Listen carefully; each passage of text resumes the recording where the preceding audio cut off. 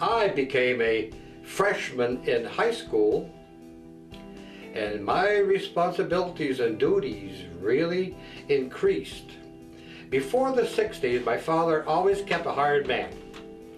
And when I became a freshman in high school, he fired the hired man and said I was going to have to take over. And so here I am entering high school, and I was faced with the following routine. Up at 4:45, chores until 5 minutes to 7. I had 20 minutes to wash up, change, have breakfast, take the bus by 7:20, 7:25, and head to school.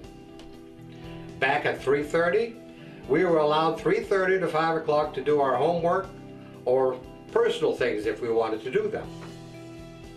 5 o'clock we had dinner, 5:30 we're doing chores till 8. 8 to 9 we were allowed to watch TV or whatever else we wanted to do.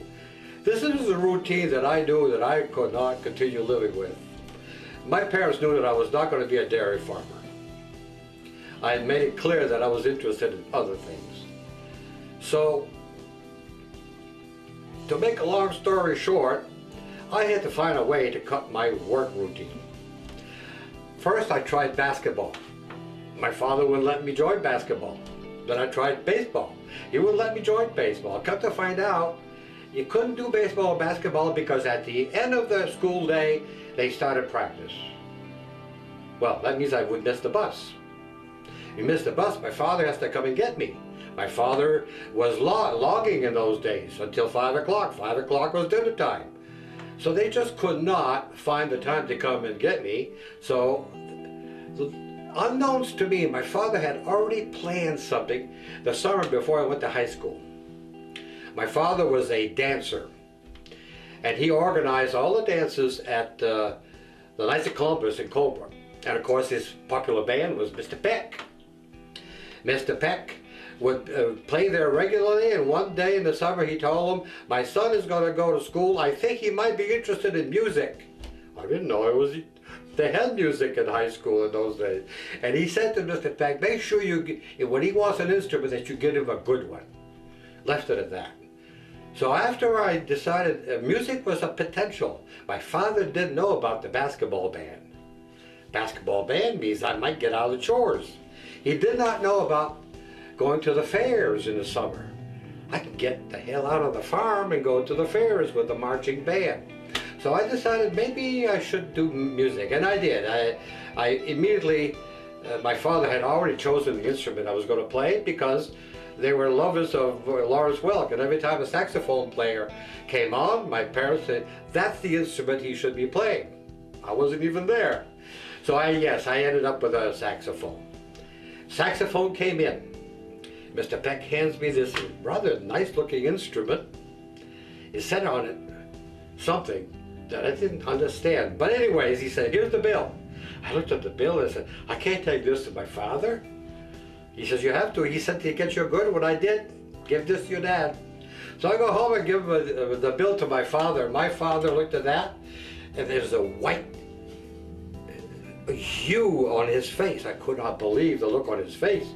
He said, why does this say aristocrat?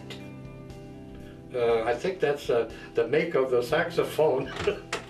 The aristocrat, when he looked at me, he said, well, that's no Plymouth. He said, sounds like a Cadillac to me.